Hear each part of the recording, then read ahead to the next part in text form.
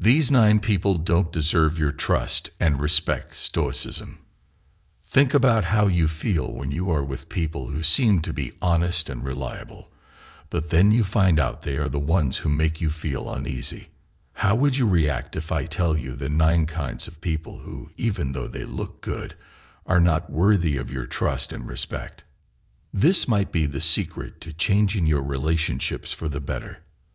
A smart person once said, "It takes a long time to build a good name and only a few minutes to destroy it." Trust is the most important thing in all relationships, connecting us to our friends, family, and other people we know. But what happens when we trust the wrong people? In this article, we will learn from the teachings of Stoicism and discover 9 kinds of people who might not deserve your trust and respect. This is not about being judgmental. It's about being careful about who you let into your life. Let's explore this together and learn how to protect not only our trust, but also our peace of mind. 1. The manipulative individual. The first person we will talk about is the person who tricks others. These are the people who are very good at lying and making others feel bad or do what they want. They act like they are nice and caring, but they are really selfish and use others for their own benefit. They are very clever. They don't always show their true colors, making it hard to know what they are really up to. How can you tell if someone is like this? Look for things that don't add up in what they say and do. They might make big promises, but never keep them. Their actions often don't match their words. Watch how they talk about other people. People who trick others often say bad things about those who are not there, which shows how they might talk about you when you are not around. They use different ways to get what they want, such as making you feel guilty, lying to you, or acting like they are the ones who need help. They are good at changing facts and situations to make them look good, often making you question your own thoughts and feelings. Remember, trust is very valuable, and with people who trick others, it's always in danger. They do more than just let you down. Being around them for a long time can hurt your emotions and your mind. It's very important to trust yourself. If you always feel tired, worthless, or confused after talking to someone, it might be a sign that they are trying to trick you. The way to deal with people who trick others is to have clear rules. Be honest about what you are okay with and what you are not okay with in your relationship. Don't be scared to say no or to ask questions. It's also important to keep some distance. While you can be friendly, don't share personal things or depend on them for emotional support. Sometimes, the best thing to do might be to end the relationship, especially if they are hurting you a lot. It's not easy, especially if the person who tricks others is someone close to you, like a friend or a family member. But taking care of your mental health is very important. In the teachings of Stoicism, we learn how important it is to be wise and strong. Stoics believe in seeing things as they are, not as we want them to be. Knowing and accepting that someone is trying to trick us helps us make smart choices about our relationship with them. As we move away from people who trick others, we make room for more real and healthy relationships where trust is given and received with honesty. Stay with us as we talk about the second type of person in our next part, where we will keep learning how to deal with the challenges of human relationships. 2. The Perpetual Critic. Now, let's look at the second type of person you might want to be careful about. The person who always criticizes. These are the people who always seem to find something wrong with everything and everyone around them. Their words are often harsh, and they never stop criticizing.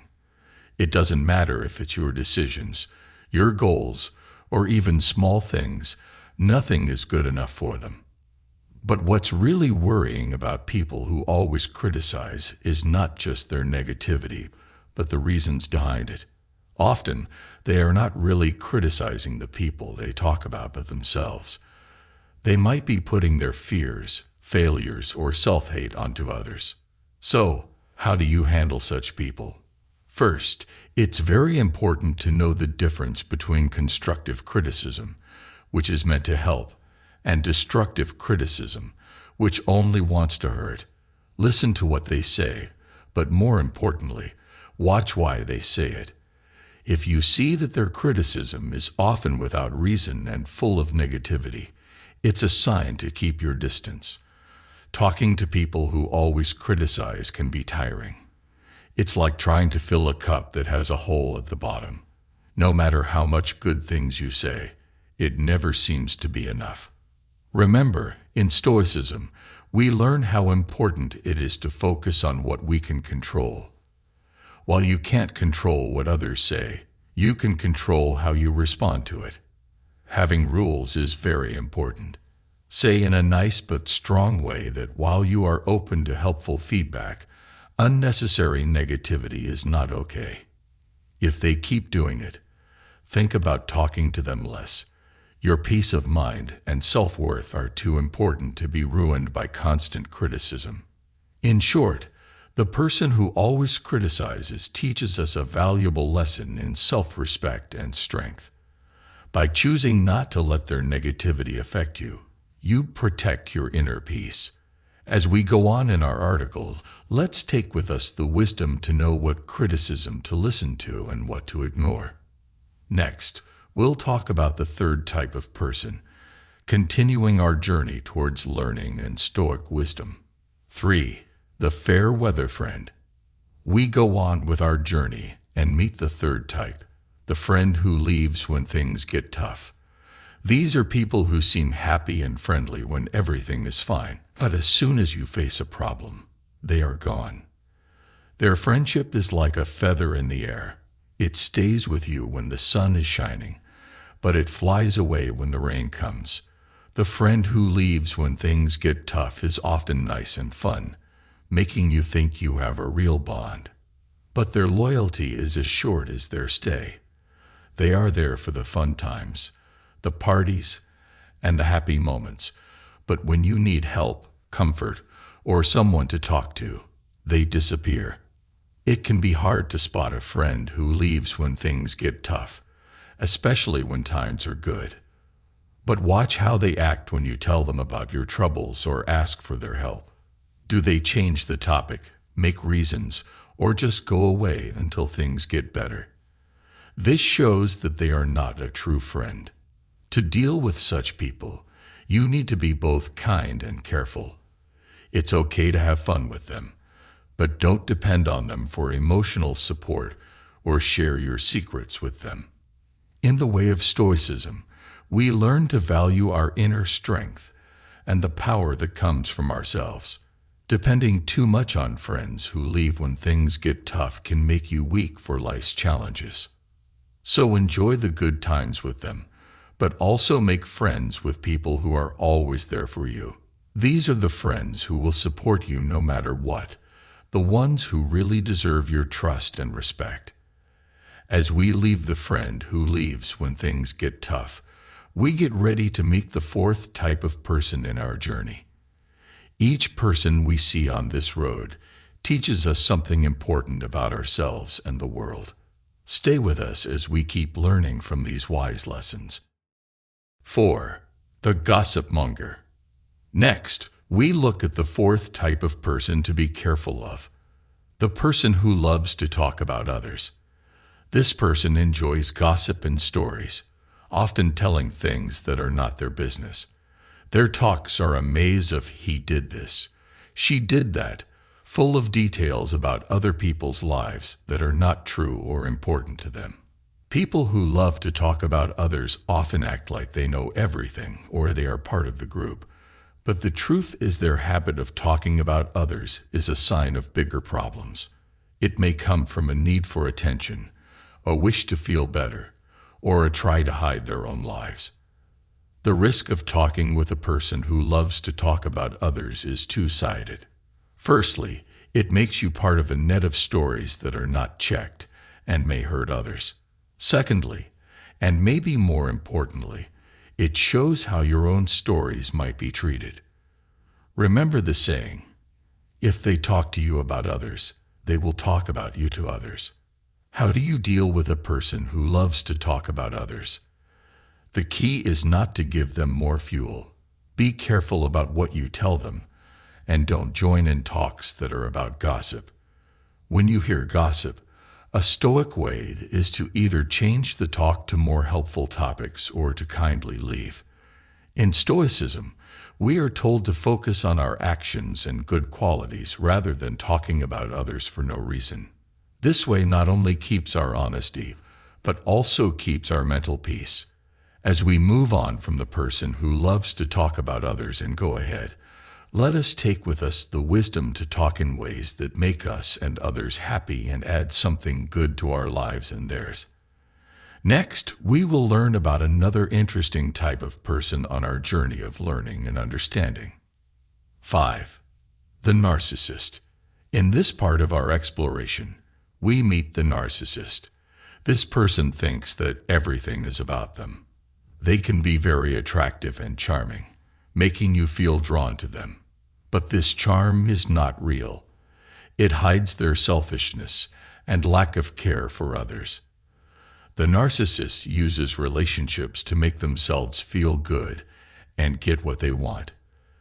They don't care about how others feel or what they need, and they only talk to them when it suits them. When you interact with a narcissist, you might end up giving them a lot of praise and support, but getting nothing back. It can be hard to spot a narcissist because they are good at making themselves look good, but you can see the truth when they have to show kindness or share with others. They don't really care about what others are going through, and they always try to make the conversation about themselves. These are signs that they are narcissists. To deal with narcissists, you need to be strong and clear about what you want. You need to understand that their actions are not about you, but about them. Don't expect them to treat you well or understand you. You will only be disappointed. In the way of Stoicism, we learn to focus on what we can control and not let others' actions bother us. This is very helpful when we deal with narcissists. By keeping some distance and not taking their actions to heart, we keep our mental and emotional health. As we leave the world of the narcissist, we keep learning and growing stronger. In the next part, we will look at another type of person who might be affecting your life in a sneaky way, the flatterer. 6. The flatterer. This person is good at saying nice things and making others feel good, but their flattery often has a hidden purpose. The flatterer uses compliments to get close to others, get what they want, or change things to their benefit. At first, it might feel nice to get such praise. However, it's important to know if the compliments are real or just a way to get something. Flatterers usually say too much, and their praise, while it sounds good, can often feel fake or overdone. The problem with talking to a flatterer is that you might be influenced by their charm. Their compliments might make you ignore their mistakes or agree to things you wouldn't normally do. It's important to stay calm and not let flattery affect your thinking. To deal with a flatterer well, don't take their words too seriously. Be thankful for the compliments, but keep a healthy doubt. Watch their actions, as these often show more than their flattering words. If you see a pattern of fake compliments being used to control or get favors, it's a sign to rethink the relationship. In the way of Stoicism, we are taught to value truth and honesty over shallow praise. The Stoics tell us to be careful of outside approval and to find self-value from within. By not depending on the approval of others, especially the flattery, we keep our freedom and self-respect. As we finish our talk on the flatterer, we get ready to look at the 7th type of person in our next part. Each person we discover on this journey teaches us useful lessons on the complexity of human behavior and the importance of being careful with trust and respect. 7. The victim.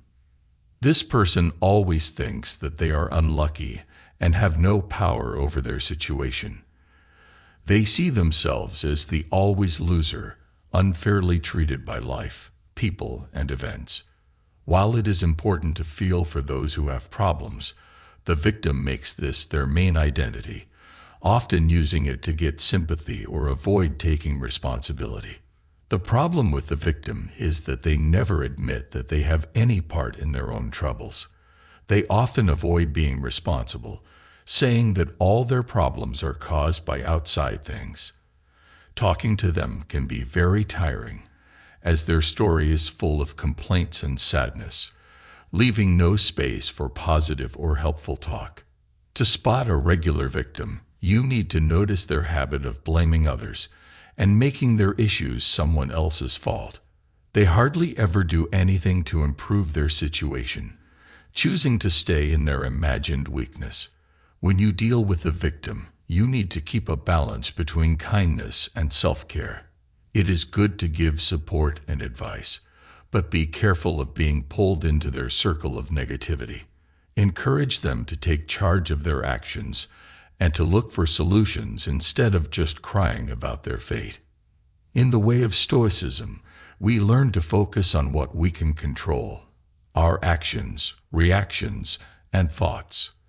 This idea is very useful when we interact with the victim. We can offer help and guidance, but in the end, it is up to them to take control of their lives. As we leave the victim, we do so with the understanding that while kindness is a good thing, it must be mixed with wisdom.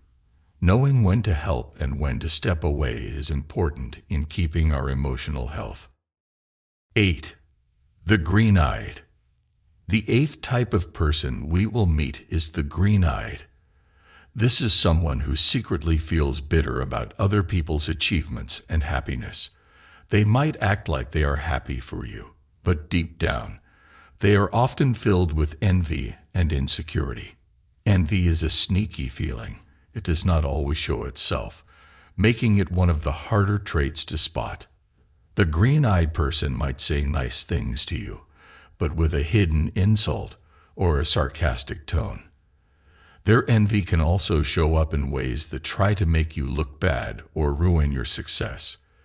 They might copy or try to beat your achievements not because they admire you, but because they want to show off and feel better than you.